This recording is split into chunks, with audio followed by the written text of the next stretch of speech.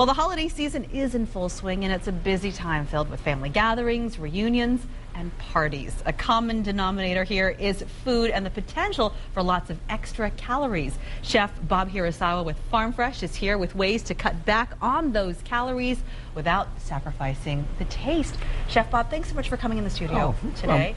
Very welcome. Thank you. Thanks for having me. Always great when you bring food. Sure. And the fun thing is first of all, I got to tell you, it smells phenomenal in here. But we've got, we had you make 3 appetizers, three things that people make when they have people over, and that you won't normally associate with lower fat. Right. So what do we have here? Well, that's a crab dip. Basically, it starts with a crab dip. We can't really reduce the fat on the crab, but we use low-fat cream cheese, low-fat sour cream in there.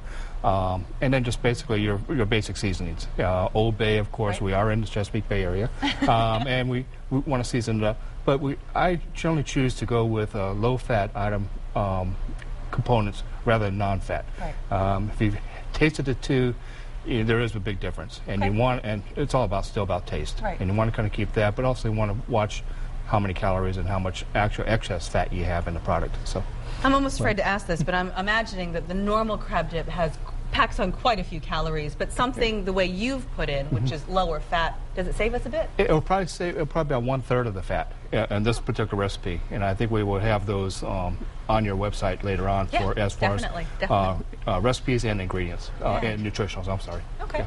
We have here in the middle, these are pigs in a blanket. Right.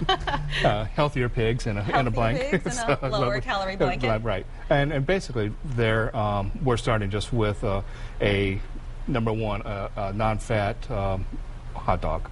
And, it's pretty much a non-fat hot dog. I didn't know those existed. and a lower-fat crescent roll. Okay. And then basically that's the recipe it goes with.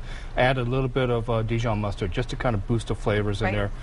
Sometimes you take a little bit and you have to give a little bit back. Right. So. But that mustard has really no fat content. Because like you said, I mean, if you're the host or the hostess, you do want to give your guests a good time. You also don't want to force them to loosen the belt, their belt buckle or anything like that. Right. So so this uses 2 little healthier components to make it up. And that's basically what you're doing is, there's really no magic wand. It's just starting with lower fat products, create a end product that's going to be lower fat for you. Okay. And then here we have baked brie. We have a baked brie here. Right. It's started with a low-fat or a light baked light brie cheese.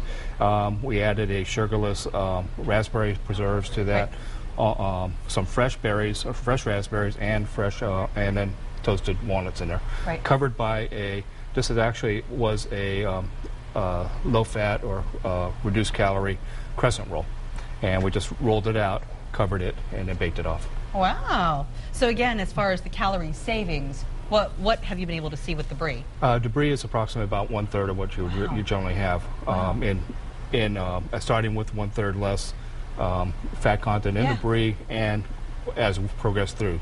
So. And certainly, I think there are other tips as well, and you've done it. I mean, you've put some fresh fruit there on the side, maybe to draw your guest to that a little bit, as well as absolutely. When it's fresh, and there's fresh fruit inside there, along with that sugarless, sugar-free preserve, which does have a artificial sweetener to it, but you can also go with just not even doing any preserves and just doing fresh fruit. I'm gonna have to try some of this, honestly, because the whole thing is the whole taste test part. It is whether there is a difference when you use the lower fat versions of something, and whether it really makes a difference. And then want to just say also too, you have your other components. You have maybe a baked.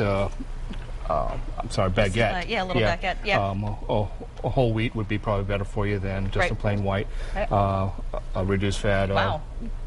Very good. The crab dip is very, very good. Well, thank you. Very, very good. Yeah, you don't sacrifice, a lot of the flavor if you use the reduced rather than the non. Right. That is a good tip. I mean, because normally as a cook you might think non-fat just take away all the taste and the fat, but also it takes away all the taste. Absolutely. And that's the bottom line. It has to taste well, and you want to still improve, still try to impress your guests. All right. Well, we're going to try these out here in the studio. In the meantime, Chef Bob Hirasawa, thanks so much for joining us and making this food for us. We're going to, again, put all these recipes online at fox43tv.com. Well, thank you. Carrie?